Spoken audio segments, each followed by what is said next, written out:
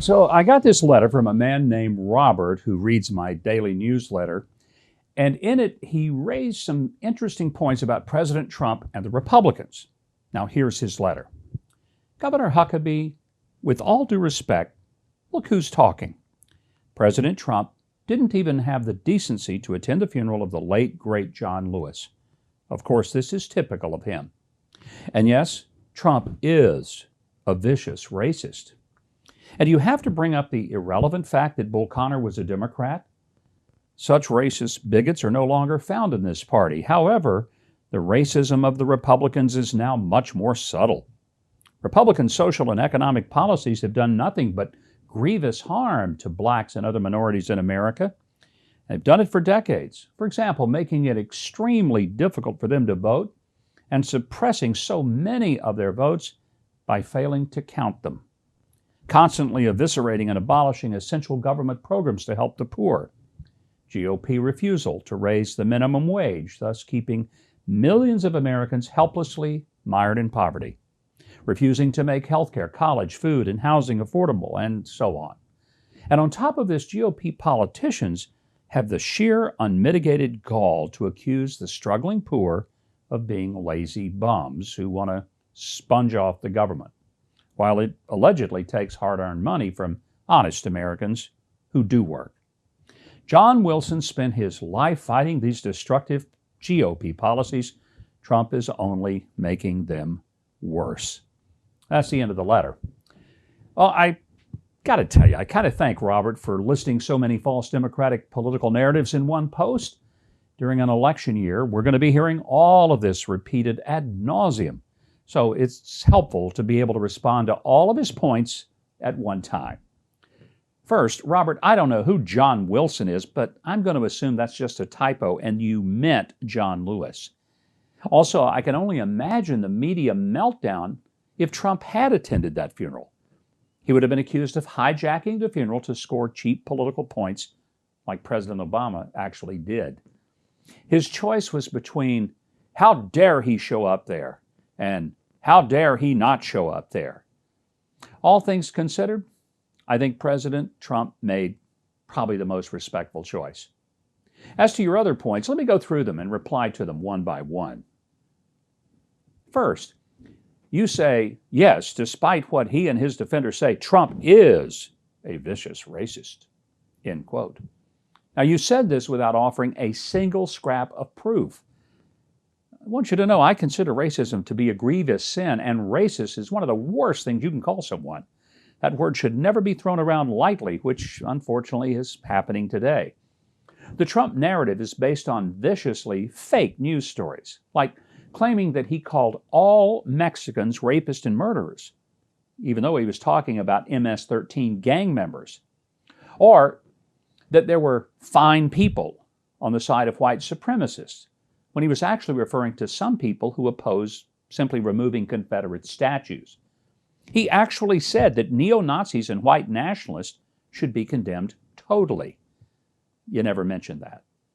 A tabloid reporter whose job was to cover President Trump before he entered politics said that while he was desperate for any dirt, he never heard any claims of Trump being a racist until the day that Donald Trump announced he was running for president as a Republican. And then he suddenly became the biggest racist ever. He revealed that he did get a number of stories about Donald Trump performing secret acts of generosity, like paying the bills of unfortunate people that he read about in the media. But the tabloids weren't interested in positive stories, and Trump didn't publicize them. Pre-political Trump won numerous awards for his support of Black, Jewish, and youth organizations. Even the Reverend Jesse Jackson praised Donald Trump for his support of the Rainbow Coalition's project to help minority businesses. Jesse Jackson called Trump, quote, a friend who embraced the underserved communities, end quote. Number two, you also say, and you have to bring up the irrelevant fact that Bull Connor, the Birmingham, Alabama sheriff in the 60s, was a Democrat.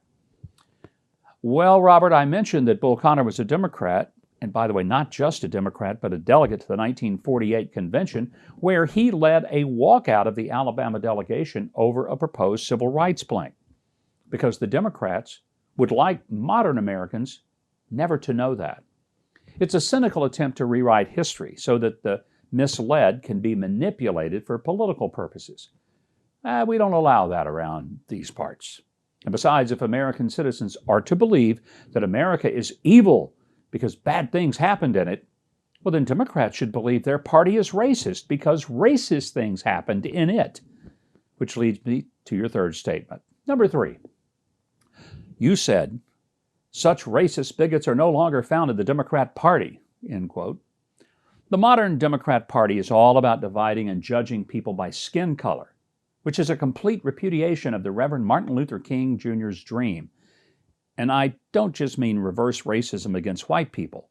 Watch some of the videos online of those white, peaceful protesters supported by Democrat mayors screaming disgusting racist insults into the faces of black police officers, and for that matter, any black people who dare to express different opinions, sometimes even physically assaulting them. Number 4, Robert, you said Republican social and economic policies have done nothing but grievous harm to blacks and other minorities in America for decades. Robert, this is a really odd one. I mean, cities where the black and minority communities are suffering from crime, gangs, filthy and decaying neighborhoods, and terrible schools, like Chicago, Detroit, and Baltimore, have been run entirely by Democrats for decades. Chicago hasn't had a Republican mayor since 1931. In Minneapolis, where George Floyd's death kicked off all these protests, both the city and the state are solidly Democrat. There's not even a single Republican on the city council.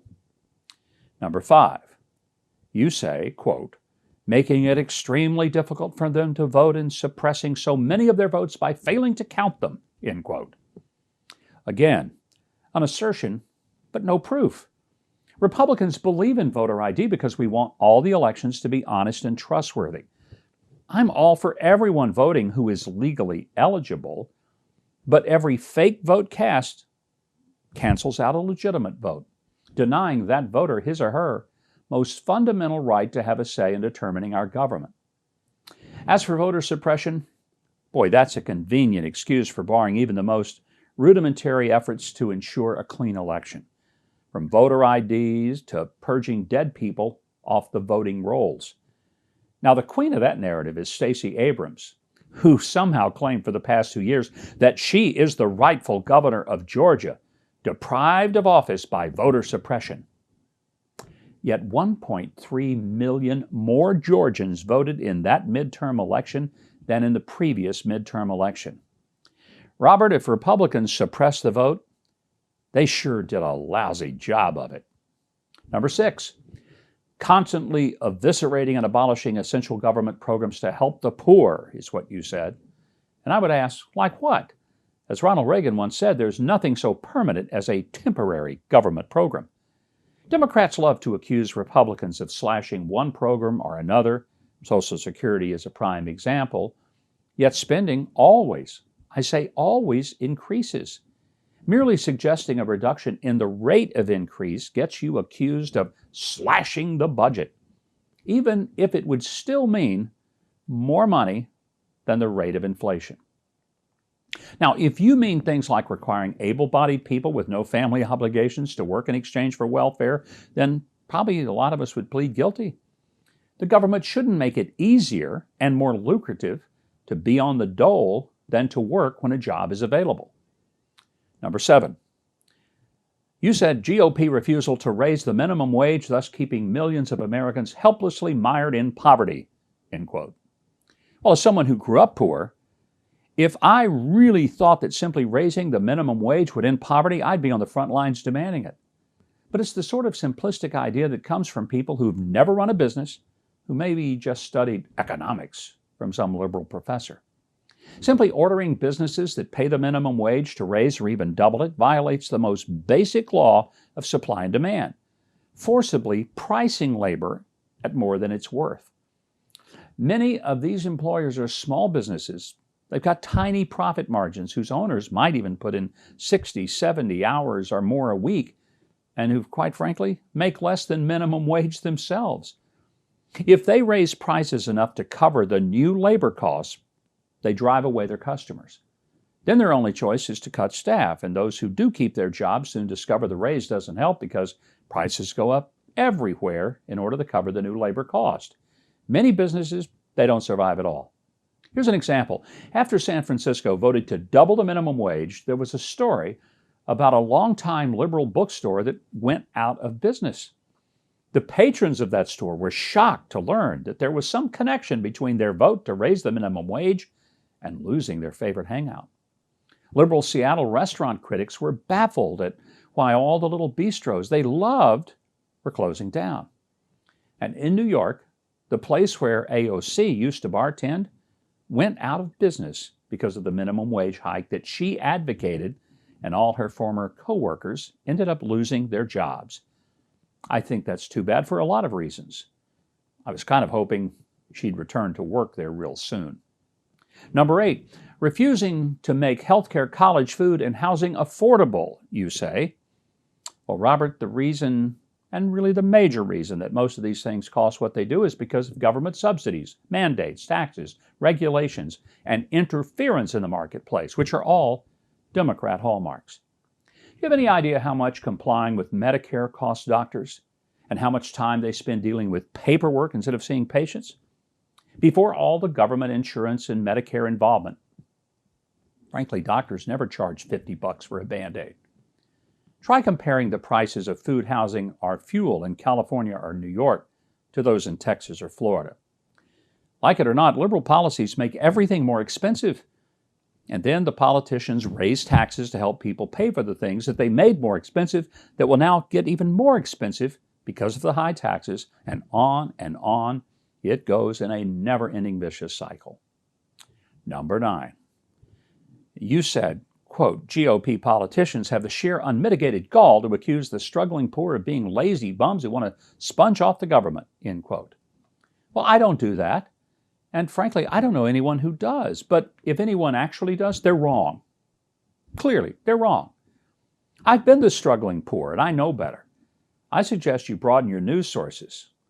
I do believe, though, that because I actually do read and watch liberal news sources from time to time, as painful as that sometimes can be, I find that this sort of canard is repeated because the left hopes to fool the poor into voting against policies that would, frankly, lift them out of poverty in favor of policies that will keep them struggling, and of course that means dependent on government.